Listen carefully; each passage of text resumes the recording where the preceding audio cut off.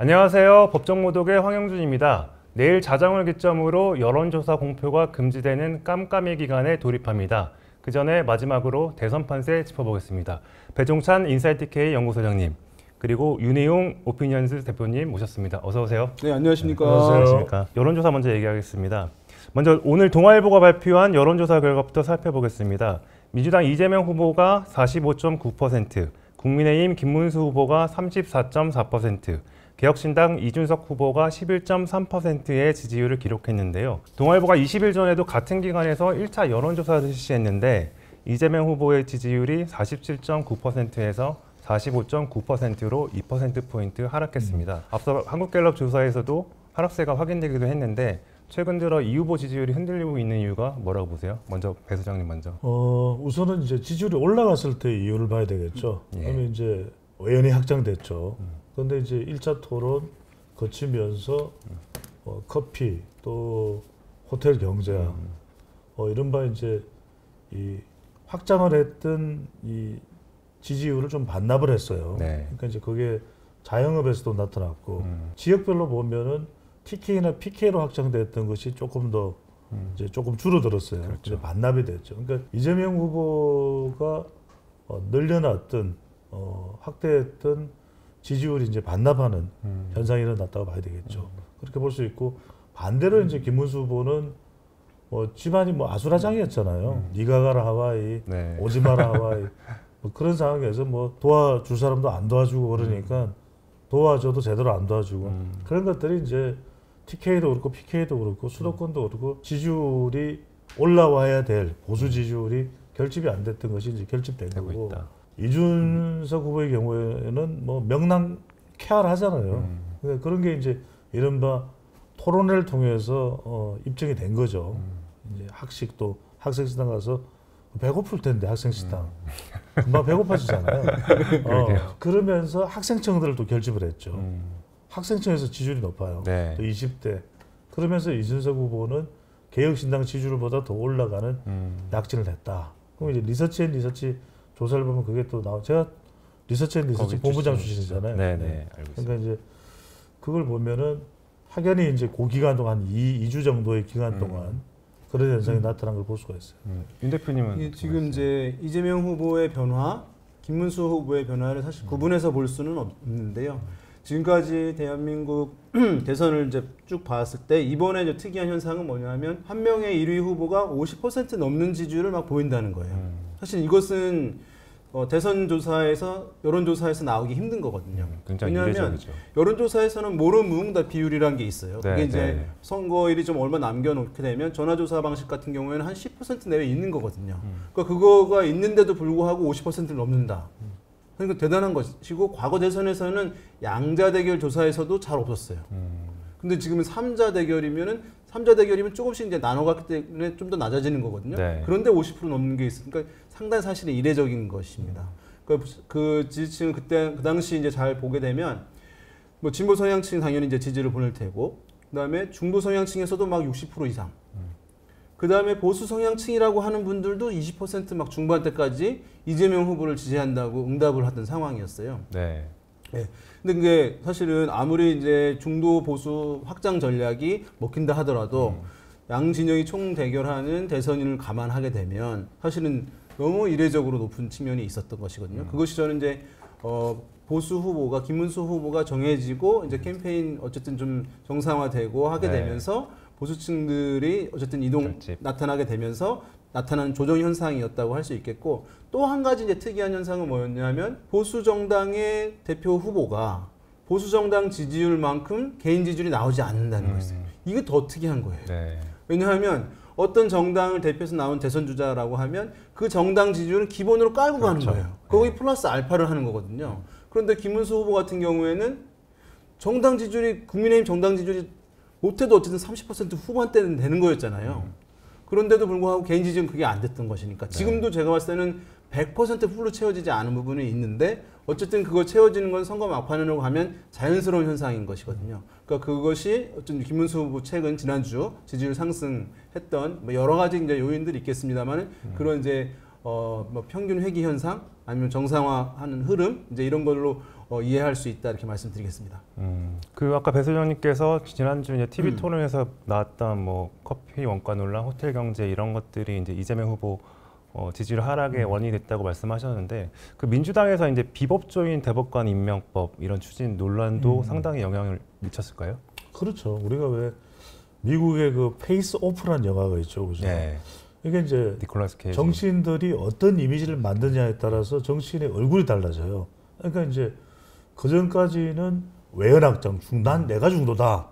이재명 후보가 이야기할 때는 말 그대로 온건 또 중도적인 이미지가 나와요. 그러면 이제 그럴 때는 외연이 확장이 됐죠. 네. 그런데 이른바 다시 또 포비아가 생긴 겁니다. 그게 바로 이제 민주당이 사법부를 압박한다든지 대법관을 뭐 철회하긴 했지만 네. 뭐 100여 명까지 늘리겠다. 증언하겠다든지 예. 또는 대표적인 게 직위원 판사 이슈일 거예요. 그거는 이제 동아일보에서도 보도가 됐죠. 그러니까 아니 룸살롱이 아니에요.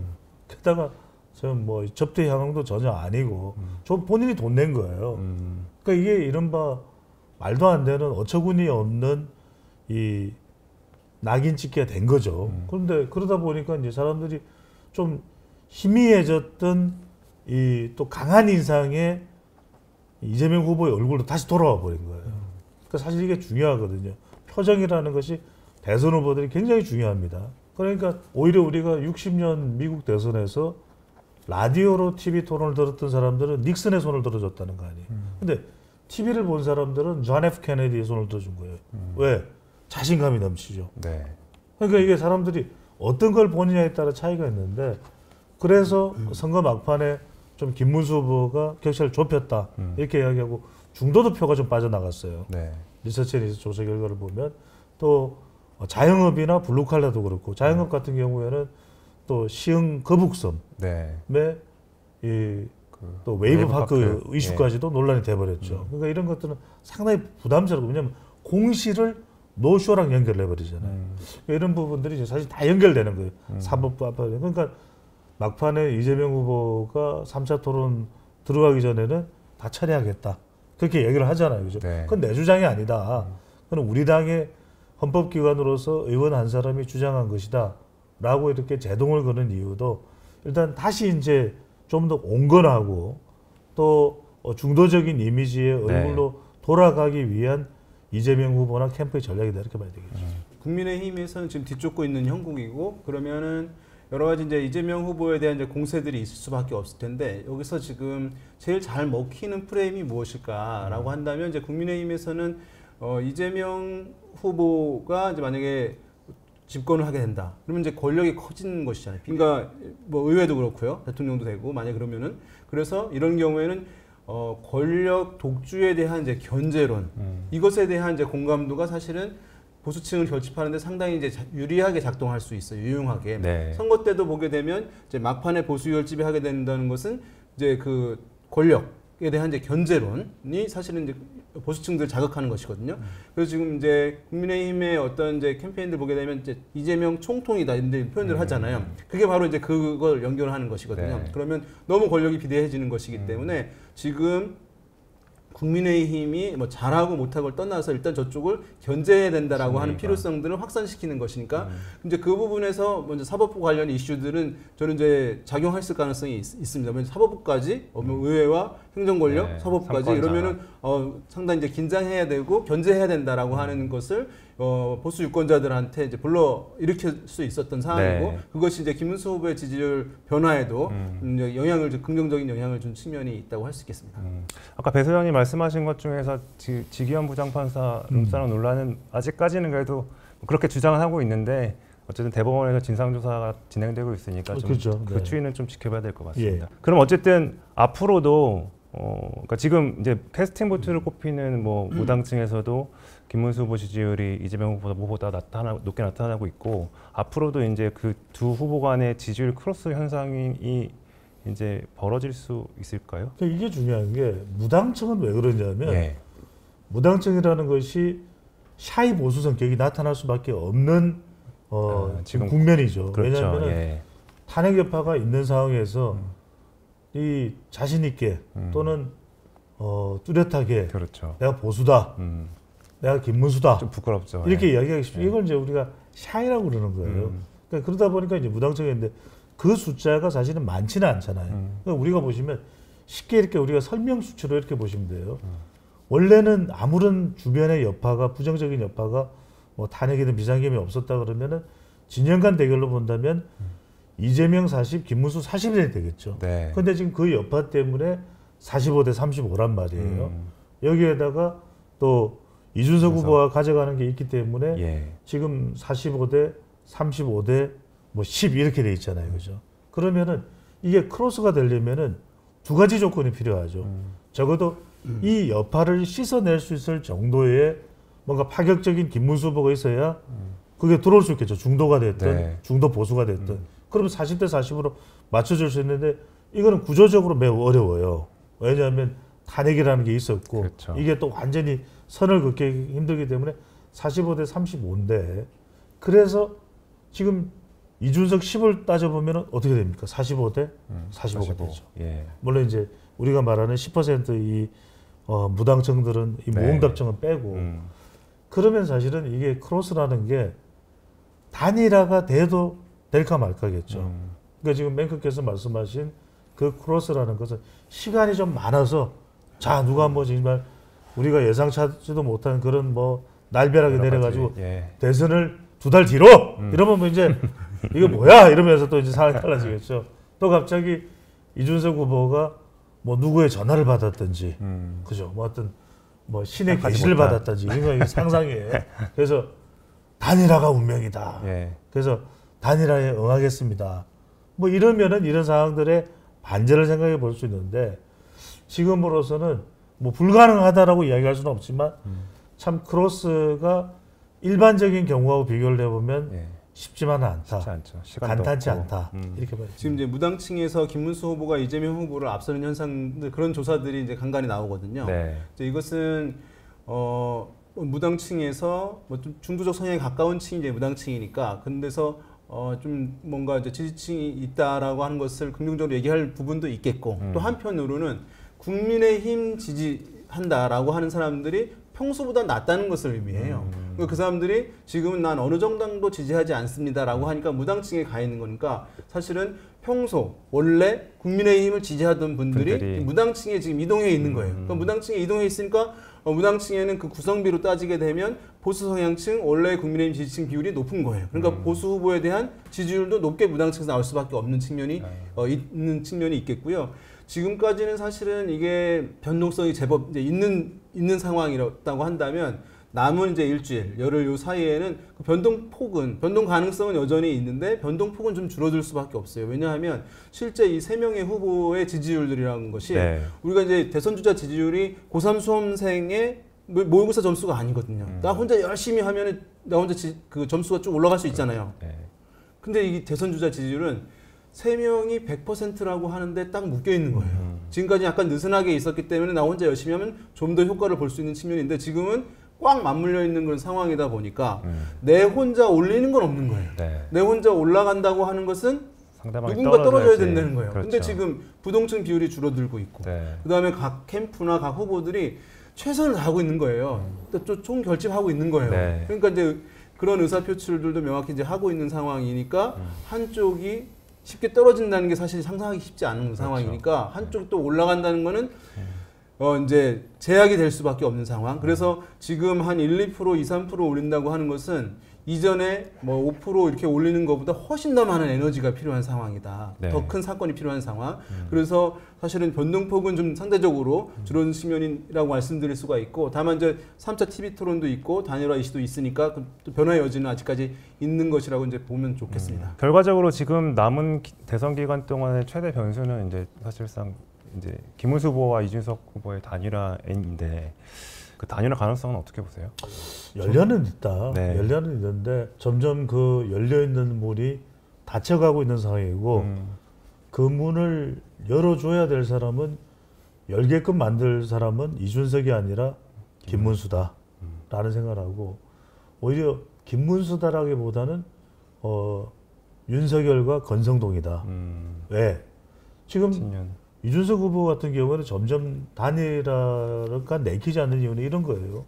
본인이 하면 이준석의 단일화 효과를 생각해 보자고. 첫 번째 완주했다. 그때부터는 이제부터는 완주하고 나면은 완전 대선 후보예요. 이제는 앞으로 이준석은 국회의원이 아니라 대선급 정치인이에요. 대선 후보급 정치인. 네. 두 번째는 뭐냐면 두 자릿수로 결과가 나온다. 그러면 이거는 이제 유력 정치인이에요. 유력 정치인이에요. 세 번째는 뭐냐면 이런 사람을 뭐 누가 정권을 잡더라도 네. 누가 정권을 잡더라도 무시를 못해요. 존재감이 생기죠. 그러면은 이걸 뛰어넘는 것을 제시해줘야 됩니다. 김문수 후보가. 그렇죠. 그러면 항상 이런 것을 우리가 가능하게 만들어주는 것은 첫 번째는 눈물. 누구의 눈물일까? 악의 눈물 아니고 권성동의 눈물이죠. 내 잘못했다 아이가. 미안하대. 내 막 쌍타봉 때문에 미치겠다 아이가. 이래서 이제 강원도 사투리는 그게 아닌데. 그러니까 강민 뭐 이때 강원도 사투리 쓰면 오히려 재미가 없어요. 역설. 이제 그래서 이제 그러면은 이준석도 기분은 언짢지만 그래도 이렇게 와서 중진호 의원이 미안하다 그러고 눈물 돌리니까 일단은 마음은 좀 이렇게 되겠죠, 그죠? 네. 그다음 또 하나가 이제 김문수 후보가 이거는 이준석과 김문수의 공동 정부다. 그렇죠. 그 이야기를 지금 뭐 설거머니 계속 하고 있지만 네. 명확하게 해줘야 되겠죠. 그건 사실은 다 물밑에서 해야 돼요. 제가 계속 말씀드리는 게 이게 정치라는 건요. 김용태 비대위원장이 뭐 조건이 뭐냐 이러면 사람이 문을 닫아요. 그렇잖아요. 그렇죠. 우리가 남녀간에 사랑할 때 나 사랑해 물어보면 끝난 거야. 더 묻지 마. 물어보면 뭐 우리 채널 A의 그 페어링인가 뭐 있잖아요. 그죠? 하트 페어링. 안 봐요? 보잖아요. 그럼 보면 다 물밑에서 이루어져. 근데 물밑에서 그런 게 이루어져야죠. 자, 총리직을 보장하고 공동정부고. 그럼 공동정부라는 거는 윤석열, 안철수도 공동정부이든 됐지만 공동정부가 아니었잖아요. 그러니까 진정한 의미의 공동정부를 확약해야 돼요. 그렇죠. 그러니까 그런 게 있어도 될까 말까 한 사항인데 뭐 그 정도까지 지금 짧은 시간 동안에 될 수 있을지 하루 이틀 남았잖아요. 그죠? 네. 우리 방송하는 시점으로부터. 그러니까 이게 두 가지죠. 하나는 눈물, 눈물. 하나는 뭡니까? 백지수표. 백지수표. 네. 수표와 눈물이다. 이게 중요해요. 이게 사람과 단일화는 물밑에서. 단일화 이제 사실 정상적인 조건에 단일화 조건을 지금 부합하고 있지 못해요. 왜냐하면 합치면 이길 수 있다는 데 이제 그 조건이 제일 조건이고 그렇죠. 두 번째 조건은 그 두 사람 중에 나도 후보가 될 수 있다라고 하는 게 이제 두 번째 조건. 이 두 가지 사실 돼야 정상적인 단일화 논의가 이루어지는데 이준석 후보 입장에서는 이제 그게 안 되는 거예요. 예, 두 개 다. 사실 오늘 동아일보에서 가상 양자 대결 단일화 후보를 전제하고 물어봤는데 이재명 50, 김문수 41.6이니까 네. 이준석은 좀 더 낮은 상황이잖아요. 예. 그러니까 이길 수 있다는 게 있으면 논의가 탄력을 붙을 텐데 그렇지 않은 상황이니까 이준석 후보가 선뜻 나설 수가 없는 그런 상황이고 지금 상황은 오로지 이제 이준석 후보의 결단에 의해서 네. 하냐 마냐가 정해질 수밖에 없는 상황. 사퇴하냐 마냐. 예, 사퇴하냐 마냐, 뭐 이제 하냐 마냐 안 되더라도 예. 그래서 결정하는 상황인데. 이제 우리가 제3 후보 같은 경우 단일화 논의가 있으면 원래 안 한다고 하는 게 캠페인의 교본이에요. FM이에요. 왜냐하면 단일화 저 할 생각이 있습니다 하는 순간 지지율이 그렇죠. 낮은 후보가 쫙 빠지게 되는 거거든요. 네. 큰 후보한테 쫙 가는 거예요. 지지율이. 그러니까 절대 끝까지 안 한다고 하는 게 맞는데 근데 여기서 전략적인 거짓말이 있는 것이고 그게 진실일 수 있는 것인데 네. 지금은 전략적 거짓말이라고 한다면 이 정도 수위로 얘기해야 되는 거죠. 생각이 없고 저는 이제 완주하겠습니다. 정도로 이렇게 하는 거예요. 근데 상대방을 비난하지 않거든요. 근데 지금은 이준석 후보는 상대방에 대한 비난까지 나오고 있는 거예요. 네. 그러니까 이런 경우는 전략적 거짓말이 아닐 가능성이 높은 거예요. 제가 봤을 때는. 그러니까 그래서 진심일 가능성이 있고 그러면은 뭐 이게 지금 하지 않을 가능성이 높다고 보는 게 높은 측면의 상황 아닌가라는 생각이 듭니다. 저 가지를 짧게 말씀드리면 그냥 표면적으로 양자 대결을 물어서 단일화된 것을 물어보면은 근데 이재명 후보를 뛰어넘는 조사 결과가 나오기 힘들겠죠. 왜 그러냐면 그건 단일화가 어떤 성격으로 이루어지는가에 대한 설명이 전혀 없잖아요. 그렇죠. 예, 그 과정이 생략됐으니까. 당연히 서로 간의 거부감이 존재할 수밖에 없는데 저는 이 단일화라는 건 실제로도 2002년에도 정몽준 노무현 단일화가 된다고 해서 꼭 이해창 후보를 이기는 것도 아니었어요. 그런데 단일화가 되고 나니까 확 불길이 붙는 건데 네. 그러니까 단일화라는 거는 몰라요, 사실은. 그게 1 플러스 1이 이 0.5가 될지, 1.5가 될지, 2가 될지, 그렇죠. 2.5가 될지는. 근데 뭐 이런 거죠. 지금 국민의힘이 그렇다면은 보수 진영에서는 다른 수단이 그냥 없어요.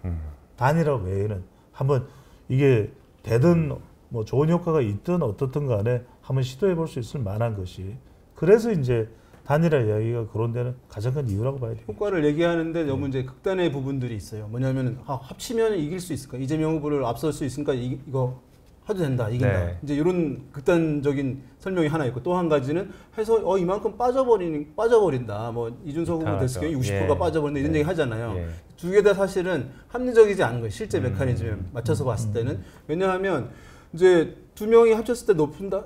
이제 이재명 후보 지지율도 올라갈 수 있는 거거든요. 사실은. 그렇죠. 그리고 이게 한 명이 뭐 이준석 후보로 되면 60%가 빠진다. 그것도 다 믿을 건 아닌 거예요. 했을 때 퍼포먼스를 굉장히 끈끈하게 하면 되거든요. 우리 이제 정말 그쵸. 막 아름다운 껴안고 단일화. 뽀뽀하고 예. 막 그러면은 진짜 뭐 한다고 하는가 보다. 그러면 나 지지 옮겨가지. 이런 사람들 생기는 거니까 단일화 과정에서 얼마나 퍼포먼스를 잘하냐에 따라서 그 이탈률은 최소화시킬 수 있는 것이거든요. 네. 가령 보면 정몽준 노무현 단일화 때 막판에 정몽준 후보가 처리했잖아요. 네. 그냥 남잖아요. 그런데도 그렇죠. 그러니까 사실 그 메커니즘이라는 것은 정치에서 어떻게 이제 보여주느냐에 따라서 네. 달라져 있는 부분이기 때문에 사실 지금 논의되고 있는 것들은 약간 단순한 측면이 있다고 할 수 있을 것 같아요. 또 하나 짧게는 이제 보면은 토론회를 보면은 예. 이준석 후보가 김문수 후보는 별로 공격을 안 해요. 그렇죠. 그래서 뭐 이제 이게 여전히. 이제 득표를 하는 데 있어서도 이 앞서가고 있는 이재명 후보를 일등만. 공격하는 게 더 좋다고 또 네. 본인의 존재감을 더 키우는 데도 좋다고 판단했을 수도 있는데 네. 그 이전에는 뭐 74세 나이도 계속 강조했거든요. 네. 나하고 나이 차이가 얼마나 나느냐. 나는 85년생이다. 근데 그 이야기를 별로 잘 안 해요. 그 네. 이후부터. 근데 그런 걸 보면은 저는 이준석 후보도 또 유세장에서 단일화 하십시오라고 하는 질문에 대해서 이준석 후보가 사실은 단일화를 하지 않을 것 같으면 이전의 정치인들을 보면 대부분은 그냥 무대응을 해요.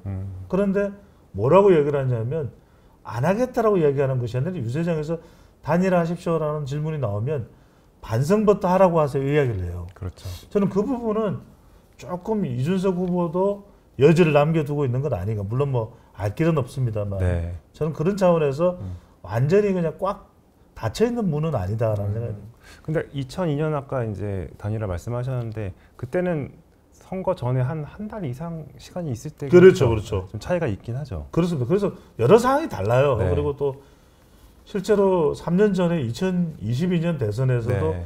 윤석열 안철수 일전에. 단일화가 했어요. 그러니까 이런 성격이 워낙 다릅니다. 그러니까 또 우리가 보면 97년에도 이인재, 네. 또 이해창, 김대중 또 이 구도가 있었잖아요. 네. 그때도 이인재와 이해창이 예. 힘을 합했다면 DJ를 이길 수도 있었다는 이야기 분석도 있는 만큼 각 경우마다 다 달라요. 그렇죠. 근데 지금은 워낙 이제 보수 진영의 절박한 기대가 단일화라고 봐야 되겠죠. 앞서 이제 우리 윤희용 대표가 참 설명을 잘해줬는데 워낙 또 설명을 잘하는 사람인데 이 어떤 결과가 나올지는 모르는데 벼랑 끝에 선 마음으로 기대를 하는 것이 단일화다라고 봐야 돼요. 이준석 후보가 이제 단일화하거나 독자 완주하거나 둘 중에 하나일 네. 거잖아요. 근데 이제 만약에 뭐 단일화하면 이제 이루어지는 것이고 만약에 독자 완주를 했을 경우에 지금 이제 본인은 두 자릿수에 진입을 했기 때문에 그것이 이제 좀 독자 완주의 동력을 높인다. 또 어떤 분들은 이제 대선 뭐 선거 비용도 네, 좀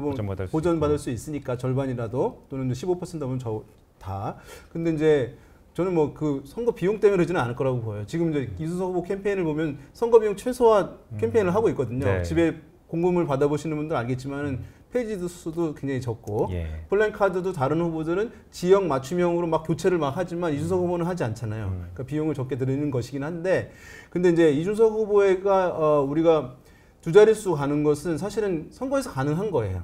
제3 후보가 10% 넘는 거는 이례적인 건 아니에요. 그러니까 그 정도 공간은 항상 있는 겁니다. 예. 왜냐하면 과거의 선거들 보면 양자 대결이 흔하지 않은 사례였고 삼자 대결이 사실은 흔한 사례들이었던 거예요. 우리가 무한한 대중은 두 개의 메뉴로 충족이 안 되는 거예요. 네. 중국집 가면 이제 10명이 중국집 갔으면은 짜장면 짬뽕 다 먹지만 볶음밥 먹는 분들이 항상 한두 명 있는 거잖아요. 그렇죠. 사람들 마음의 현상이거든요, 여론이. 그래서 캠페인만 잘하면 두 자릿수 이제 하는 것인데 다만 이제 여기서 문제가 있어요. 이것을 득표율까지 유지하느냐. 이재명 후보와 김문수 후보의 지지층들은 양당의 원래 정치 성향 강하신 분들이기 때문에 이분들은 투표 의지가 높아요. 투표장에 갈 가능성이 높아요. 네. 그런데 이준석 후보의 지지층은 20, 30대의 젊은 층이에요.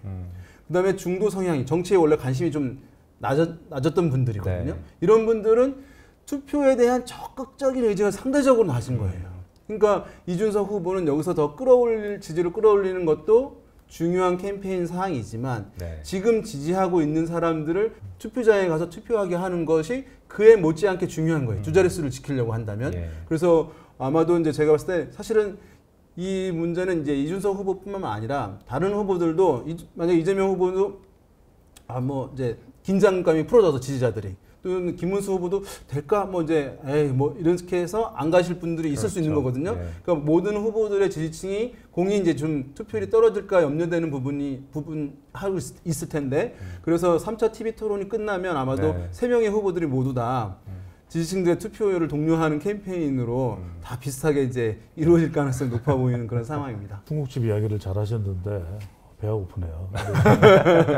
꼭 유산슬, 양장피, 동파육 먹고 나서 왜 네. 이제 키스면이냐 짜장면이냐 우리 동아일보 근처에도 맛있는 집들이 많잖아요. 많이 있습니다. 항상 다음에 저는 한번 같이 가시죠. 볶음밥을 선택을 해요. 근데 볶음밥을 왜 선택하느냐? 예. 이게 중요해요. 밥을 먹어야 되거든요. 밥심이니까. 이게 왜 중요하냐면 단일화의 효과가 유지되기 위해서는 그래서 리서치 앤 리서치 조사에서도 네. 그냥 덜컥 단일화를 물어보면 그게 이재명 후보를 뛰어넘는 지지율이 안 나오겠죠. 여론조사에서는. 한데 이게 굉장히 중요합니다. 동기부여를 어떻게 하느냐. 그러니까 이준석 후보와 김문수 후보가 어떤 조건으로 어떤 형식으로 네. 이것이 엉어리졌던 것을 풀면서 이게 정말 시간이 없잖아요.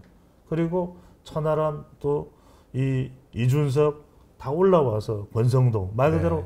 과거의 그 악연을 풀고 앙금을 풀고 그것을 또 새롭게 미래를 이야기하는 것이니까. 네. 그리고 이제 이른바 이준석 후보를 지지하는 사람들이 어떻게 하면 끝까지 이 투표를 할 수 있게끔 동기부여를 하는 게 중요하잖아요. 예. 이른바 그 세대들, 젊은 세대들 그들이 어떻게 하면 계속해서 지속적으로 유지되고 또 이 단일화가 어떻게 보면 단일하면서도 윤석열 전 대통령이나 이 탄핵 국면과는 강을 건너는 또 절연하는 네. 그런 기회로 삼는다면 상당히 가능성이 있어요. 그게 이제 계속 지금까지 영향을 주어왔던 변수들이기 때문에 그러면은 상당히 이준석 후보의 지지층이 한 80%를 가져간다 네. 그러면 이건 굉장히 비등해지거든요. 김문수 후보 지지층들도 그러면은 실제로 이재명 후보를 앞설 수도 있겠다는 생각을 할 수 있는 이게 강한 동기부여예요. 투표에서는 네. 내가 가봐야 무슨 소용이 있어 라는 게 사실은 제일 위험한 거거든요. 그렇죠. 네. 그럼 이것 자체가 단일화에서는 제일 중요한 요소이기 때문에 그렇게만 된다 그러면은 이게 상당히 효과를 가져올 수도 있는 것이죠. 네, 하여튼 배소연님 말씀은 어쨌든 단일화를 어떻게 하느냐가 더 중요할 수 있다. 는 말씀 주셨습니다. 이제 단일화 빼고 남은 변수 중에 하나가 이제 TV 토론, 오늘 3차 TV 토론이 있잖아요. 그동안 TV 토론 어떻게 보셨는지 하고 좀 향후 판세, 오늘 이후에 향후 판세 전망 좀 부탁드릴게요. 저는 그래도 그동안의 이 TV 토론이 네. 한 5에서 적게는 5%에서 많게는 한 7%포인트 정도 지지율에 영향을 줬다고 봐요. 그래서 이재명 후보의 지지율은 내려왔고 대체로 좀 빠진 쪽이 보면 자영업이나 블루칼라 그리고 학생 쪽이에요. 예. 또 연령대로 보면 20대고 그래서 급히 대학을 찾아갔잖아요. 그리고 PK 쪽에서도 김문수 후보 쪽으로 또 회복되는 현상도 나타나요. 김문수 후보는 또 쫓아가고 있는 상황이 추격이죠. 그러면은 TV 토론에서 사실은 존재감이 나오기는 김문수 후보보다 또 오히려 이준석 후보가 더 크다고 봐요. 저는. 그래서 이준석 후보는 개혁신당 지지율은 6% 정도인데 자기 지지율은 8%, 10% 두 자릿수까지 올라갔거든요. 네. 학생이나 20대 중도 일부를 가져가면서 그러면 저는 3차 TV 토론은 김문수 후보가 이번에는 모든 걸 자기가 다 바칠 것 같아요. 설사 모르겠습니다. 너무 과해서 부작용이 생길 또 우려가 있을지는 모르겠지만 왜냐하면 이거 아니면 더군다나 이제는 3차 토론 이후에 27일 저녁에 있는 거잖아요. 예. 3차 토론 이후에 단일화가 되면 모르는데 단일화 없이 가야 된다고 생각할 수도 있거든요. 네. 그러면은 저는 두 가지. 하나는 본인이 내놓을 수 있는 파격적인 정책. 이건 이제 할 수 있는 모든 정책이 아마 끝판왕이 나올 거예요. 예. 두 번째로는 윤석열 전 대통령의 관계도 조금 더 완전하긴 좀 힘들 거예요. 예. 조금 더 절연하고 안정된 선을 모습. 긋는 그래서 사전투표도 해야 된다는 얘기를 하잖아요. 부정선거하고 조금 선을 그으면서 예. 세 번째로는 저는 이재명 후보에 대한 네거티브도 나올 것 같아요. 이건 뭐 이준석 후보 쪽으로도 나올 수 있는데 예. 왜냐 선거는 뭐 네거티브 흑색 선전에 대해서는 상당히 부정적인 인식도 있습니다만 이제 마지막이니까 그렇죠. 시간이 별로 이것도 그동안 보지 못했던 이재명 후보의 왜 검증할 시간이 없기 때문에 이제는 깜깜이 기간, 공표검증 기간으로 들어가기 때문에 쏟아낼 수 있는 기회는 마지막이거든요. 네. 저는 그 정도로 좀 표현을 하자면 처절이라는 두 글자가 떠오를 것 같아요. 처절, 처절하게, 절박. 절박하게. 이 토론이 아마 3차 토론이 될 것으로 보입니다. TV 토론은 이준석 후보가 최대 수혜자가 될 수밖에 없는 구조예요. 김문수 후보와 이재명 후보가 사사건건 대립하지만 캠페인에서 이제 동일한 게 하나 있는데 초반에부터 뭐냐 하면 이준석 후보를 무시하는 거예요. 캠페인에서. 왜냐하면 이제 서로 캠페인이라는 건 상대방 후보와 공방을 하면서 캠페인이 전개되는 것이거든요. 근데 보시면은 거론을 아예 안 하잖아요. 예. 거론을 하게 되면 주목받게 됐고 주목받게 되면 지지율이 올라가는 것이거든요. 그러니까 그런데 TV 토론에서는 이준석 후보가 그 TV 토론이 아니면은 이제 저희 외면받으니까 예. 캠페인이 부각될 수가 없는데 TV 토론에서는 어쨌든 피할 수 없게 마주보는 상황에서 본인이 이제 얘기하고 동등하게 비춰지는 것이니까 그러면 유권자들이 이제 주목을 하게 되는 것이죠. 그래서 지지율이 이제 상승하는데도 이제 토론을 잘하고 못하고를 떠나서 그 자체로 이준석 후보에게 상당히 이제 효과를 준 계기였다고 할 수 있겠고 어쨌든 이제 3차 TV 토론에서도 이준석 후보는 네. 더 부각을 하려고 할 테고 거기도 이제 효과는 이준석 후보가 뭐 제일 이제 클 수 있다. 저는 그렇게 전망하고 있습니다.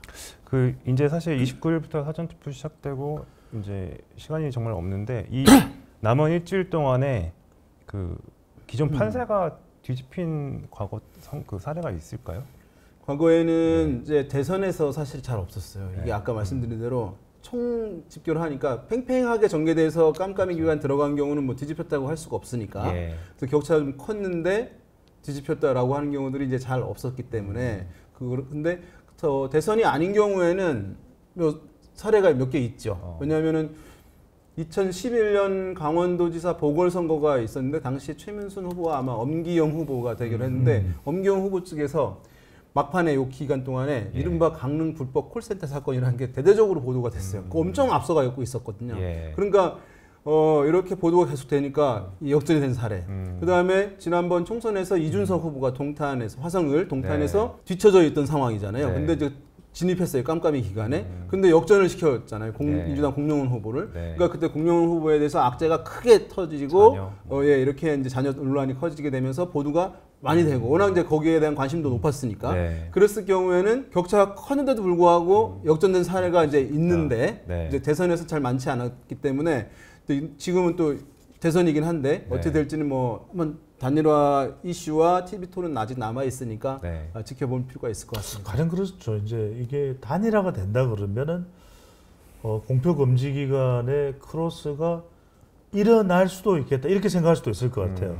왜냐하면 일단 여론조사를 알 수가 없기 때문에 네, 네. 또 하나는 그 알 수 없는 상황 속에서 단일화가 거의 이제는 영향을 미치는 유일한 변수가 돼버리는 것이거든요. 네. 그러니까 단일화가 있다면 이번 대선의 경우에는 공표 검지 기간에 크로스를 생각해 볼 수도 있겠죠. 그러니까 단일화가 아니라면 그 워낙 대선이라는 것은 앞서 이제 지역구의 사례와 또 강원도라고 하는 광역단체 중에서는 좀 규모가 작은 지역의 광역단체장 선거를 이야기를 한 경우인데 그런 경우는 이제 그럴 수도 있겠다. 왜 또 양자구도고 워낙 또 팽팽하게 돌아갈 때. 예. 하지만 대선이라는 것은 워낙 또 당이 전략적으로 조직적으로 움직이는 것이기 때문에 쉽지 않은데 생각하지 못한 이제 변수가 등장했을 때는 그럴 수도 있겠다라고 볼 수가 있는데 그게 이번 선거에서는 남아 있는 것이 이제 단일화라고 봐야 되겠죠.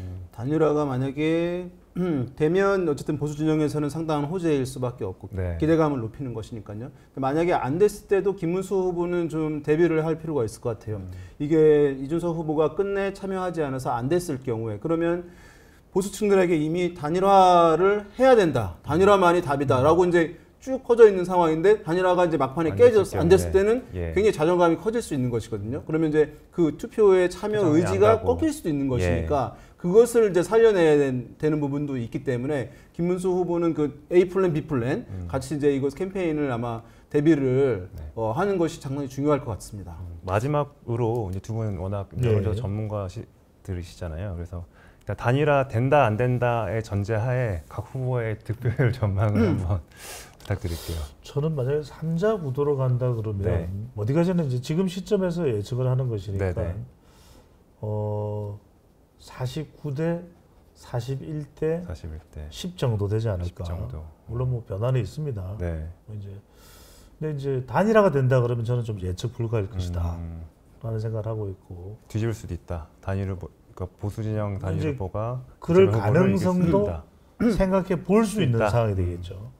여지는 있다. 여지는 있을 텐데 단일화가 없다면은 저는 지금의 구도에서 49, 41, 15 이건 어디까지나 뭐 예측하는 거니까 또 뭐 범위로 이야기를 하면 뭐 그따위로 또 하나가 이제 마지막 질문이시잖아요. 그죠? 그래서 맞습니다. 이제 지역으로 보면은 3자 구도로 간다면 저는 중요한 지역은 경기도와 PK일 것이다. 경기도. PK죠. 경기도는 워낙 또 세 사람과 관련된 지역이기도 하고 유권자도 가장 많고 두 분 지사 출신 자영업과 블루칼라는 성격도 있고 PK는 또 여기 이제 속성 자체가 어느 후보 쪽으로 좀 몰리지 않는다라고 할 경우에는 전체 결과에 영향을 줄 수 있기 때문에 PK까지 선택을 해봤고 만약에 단일화가 된다 그러면 저는 역대 대선의 상황으로 또 돌아갈 가능성도 역시 단일화가 된다 그러면 저는 충청이 중요할 것이다. 충청에서 어떤 판의 변화가 있느냐에 따라서 최종 결과가 굉장히 뭐 0.73, 1.2% 뭐 이런 정도로 좁혀질 수 있기 때문에 그렇다면 충청이 더 부각되는 지역이 될 것으로 보입니다. 임 대표님은? 네, 지금 사실 좀 전체적인 구도의 이제 변경이 되기가 시간이 워낙 남지 않은 상황이고 그래서 쉽지는 않은 그런 상황인 것 같고요. 3자 대결로 치러진다고 전제를 해봤을 때 5대 4대 1 정도 3명의 후보 볼 수 있는데 다만 이게 50% 넘고 40% 넘고 10% 넘고 3명의 후보가 이렇게는 불가능해요. 왜냐하면 그러면 100%가 넘어가잖아요. 그러니까 이제 의미 부여를 할 수 있는 정도가 이제 그 정도 같아요. 50% 넘었다. 뭐 그러면 3자 구도임에도 불구하고 상당히 평가 좋아지겠죠. 근데 김문수 후보가 40%를 넘겼다 하면 비록 이제 안 됐다 하더라도 지금 탄핵으로 이제 당이 굉장히 어수선했던 상황, 뒤늦게 후보가 됐던 상황에도 불구하고 어쨌든 이제 이후를 위해서라도 당을 이제 정비하는 역할을 상당히 의미 있게 해놨다라고 하는 이제 긍정적인 평가가 있을 수 있는 것이고 이준석 후보는 두 자릿수가 되게 되면 어쨌든 아까 말씀하신 대로 유력 정치인이라고 이제 언급될 수 있을 정도로 미래에 이제 정말 이제 유망한 대통령, 지금은 이제 차세대였지만은 이제 현실 주요 주자가 되는 것이니까 그런 의미에서 상당히 이제 다르게 평가를 받을 수 있는 상황인데 방금 말씀드린 기준에서 한두 개는 안 되는 거예요. 그죠? 한두는 안 되기 때문에 그래서 결과와 무관하게 그런 이제 정치 3명의 이제 주요 주자에 대한 이제 평가 그 기준에 따라서 좀 달라질 수도 있을 것 같습니다. 단일화가 만약에 된다면 이게 그래도 이게 지금 보면 단일화를 가정한 조사들이 있잖아요. 있는데 불구하고 이번 선거가 사실은 이제 원래 대선이라고 하면 양쪽 진영이 총 집결해서 이제 균형 관계로 대등 관계로 실시되는 게 원래 맞는 거예요. 한국의 어떤 정치 지정을 고려한다고 한다면. 그런데 이번 선거는 대선은 원래 이제 미래 후보를 선택을 하는 거잖아요. 이제 어떤 후보가 인물이 대한민국을 더 잘 이끌어 갈 것이냐라고 평가하는 것이 원래 대선에서는 일반적인 판단 기준인데 이번 대선 같은 경우는 아니신 분들도 있습니다만은 중도층 등의 이제 상당 부분은 이전 정권에 대한 평가 선거, 그러니까 국회의원 총선처럼 정권 평가 심판 선거를 얘기 많이 하잖아요. 그런 것처럼 이번 대선임에도 불구하고 그런 이제 평가적 속성이 좀 많이 작동되는 선거인 측면이 있어서 그렇게 되면 사실은 야당은 그 정당을 좋아하고 지지하는 사람들 이외의 사람들한테도 약간 이제 도구로서 활용되는 것이잖아요. 어디에 회초리를 때리려면 야당이라는 것이 이제 회초리가 되는 거거든요. 그러니까 야당이 그런 선거에서는 좀 프리미엄을 얻는 특성이 있는 거예요. 그러니까 그렇기 때문에 사실은 이게 격차가 나는 이유가 이제 거기에 있는 것인데 그런 측면이 있어서 사실은 격차가 좁혀질 수는 있을 텐데 완전히 또 뒤집어질 수 있을 역사하기는 것인가 어렵다. 여부는 또 불확실하다 이렇게 말씀을 드리겠습니다. 예, 말씀 잘 들었습니다. 오늘 방송에서 인용한 여론조사는 한국갤럽이 중앙일보 의뢰로 지난 24, 25 이틀간 성인 1,004명을 대상으로 휴대전화 면접조사 방식으로 진행했습니다. 자세한 내용은 중앙선거 여론조사 심의위원회 홈페이지를 참조하시면 됩니다. 동아일보가 리서치앤리서치에 의뢰해 전화 면접 조사 방식으로 24일부터 25일까지 이틀간 전국 18세 이상 성인 1,800명을 대상으로 조사한 결과입니다. 자세한 내용은 중앙선거 여론조사 심의위원회 홈페이지를 통해 확인하실 수 있습니다. 두 분과는 여기까지 이야기 나누겠습니다. 감사합니다. 고맙습니다.